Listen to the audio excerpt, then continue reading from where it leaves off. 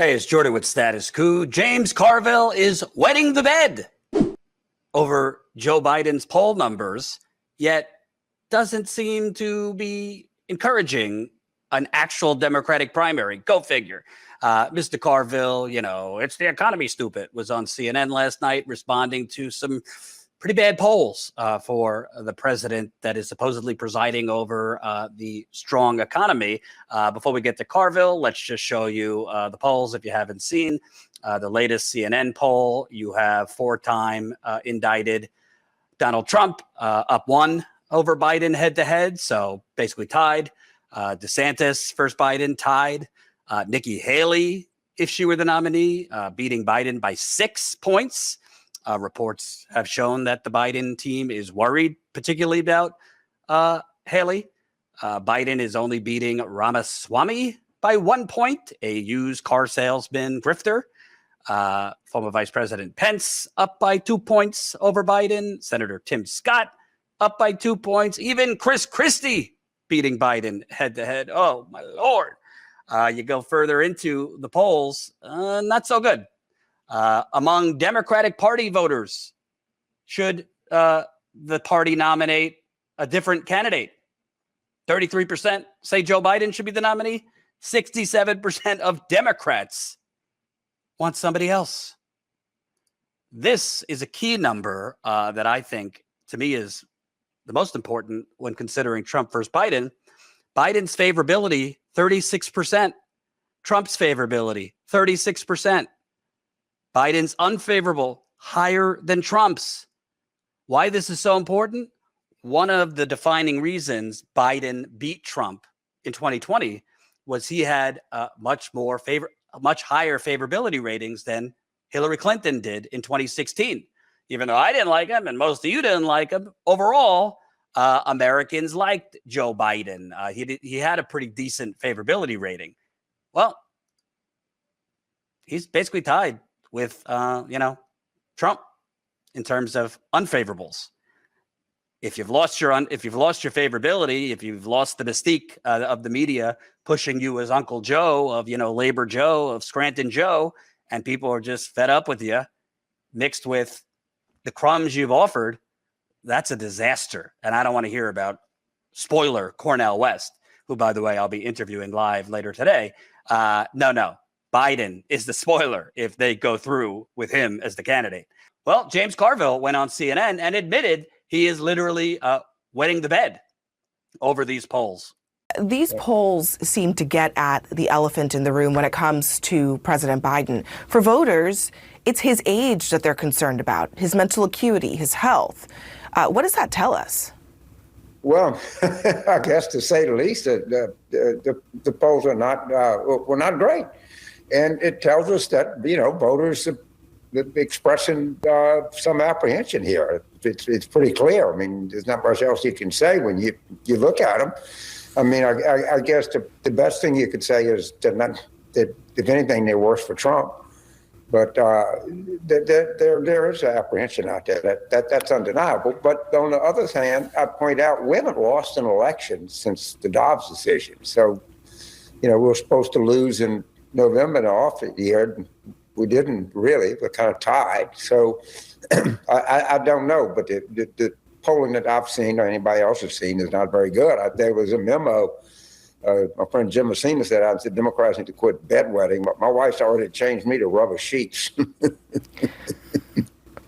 I mean, but are you saying then that you're worried, that you think the Democrats should be taking this more seriously? Well, I mean, it's typically in the August or September before the election. I think President Reagan's numbers were not great. President Clinton's, I know, were starting to move up a little bit. The same thing with President Obama. But you can't look at this and not say that you're concerned. It's just, for me to come on television and say, I don't find this alarming or troubling at all would be stupid of me. I mean, I wouldn't do that. Look, the one thing that President Biden can't change is his age. So in that case, what do Democrats do? I mean, I'm sure you hear it too. There are a lot of Democrats who are maybe in their minds, but at their dinner parties or what have you, they're pining for someone else. Are you hearing any real talk about another strategy here for the Democratic Party if age is one of those things that we cannot take off the table when it comes to President Biden?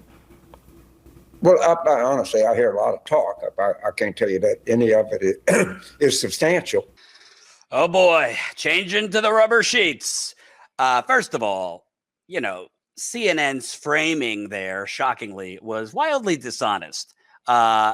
The main vulnerability for Biden, I would argue, is not his age. And the polls, although there is a substantial concern about his age, 49% polled concerned about his age. When you look in the numbers, the majority of the concern is over his handling of the economy, which he is trying to push out this, fairy tale message of Bidenomics and a strong economy when, 63% of Americans are living paycheck to paycheck, when inflation is still stubborn, when income inequality is just humming along in terms of the grand larceny of the elite stealing your labor and money, which is called the United Corporations of America. To be fair, this goes back much further than Biden. It's not all on him, but clearly, he hasn't done anything and won't do anything to change anything for the better for the proletariat. He ran away from a $15 minimum wage, unilaterally abandoning that, ran away from a public option, which he ran on, ran away from $2,000 checks, basically is backdoor doing the same thing Trump administration was doing in terms of trying to, quasi-privatize Medicare. So there's no bold policy wins here for the people. The minimum wage has not been changed since 2009. And now, even if you got a $15 minimum wage passed today, it's unacceptable. First of all, it would be staggered over several years. So you wouldn't have $15 right away across the board. It would take a couple years. But even in most places, even $15 an hour, you could barely live, much less what people are making. A lot of people make much less than $15 an hour. He talks a big game about being a labor guy. He, aside from the National Labor Relations Board being stronger under the Biden administration, I guess you could give him credit for that. But there's been no actual push for legislation, i.e. the PRO Act, to criminalize union busting, to make it easier to organize and unionize, to actually put a threat against these companies like Amazon, Starbucks, GM, Ford, as we speak of the potential auto strike in 6 days. There's no threat to them. If they union bust, all right, they'll pay a civil fine, just like the fossil fuel companies will pay a fine for poisoning water and earth as they leak, just like the pharmaceutical companies will pay a fine. Nobody's going to jail.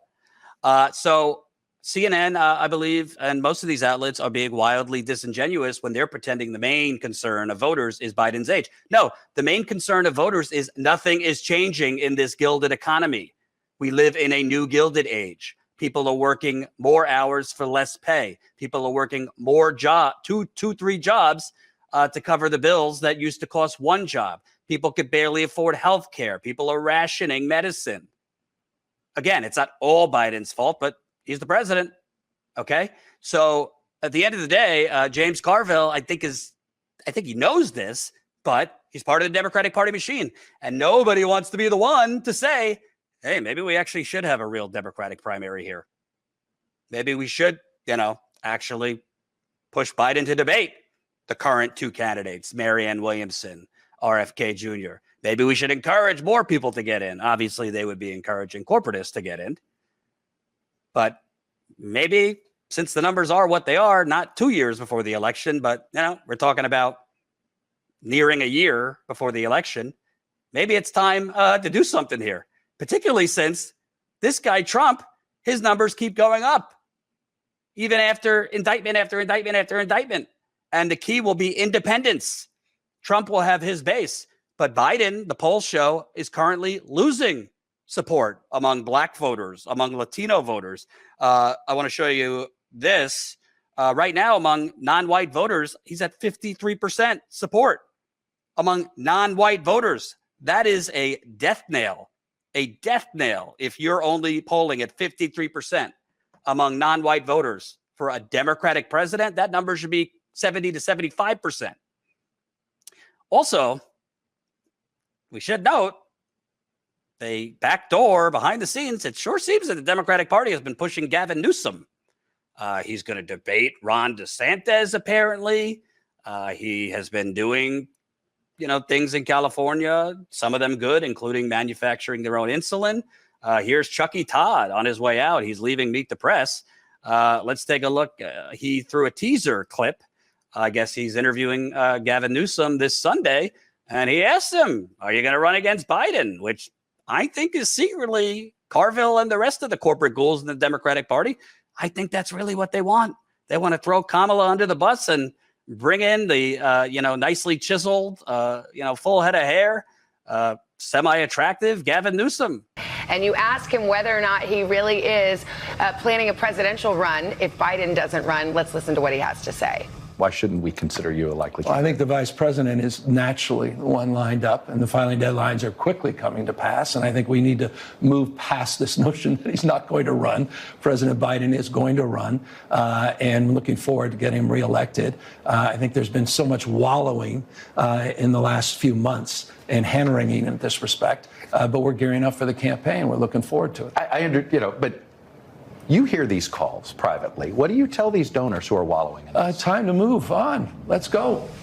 Translated, I tell the donors, well, he might keel over soon.